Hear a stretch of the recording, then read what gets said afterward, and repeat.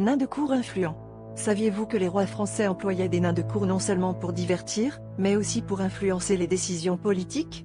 Imaginez les intrigues de la cour où ces petites figures jouaient de grands rôles, capables de charmer et d'amuser, mais aussi d'écouter les confidences des puissants. Leur petite taille dissimulait souvent de grandes influences.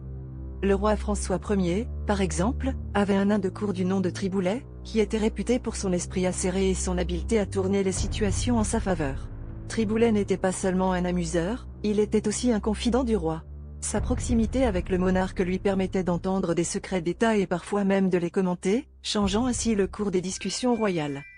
Ces nains de cour avaient souvent des privilèges que peu dans le royaume pouvaient imaginer.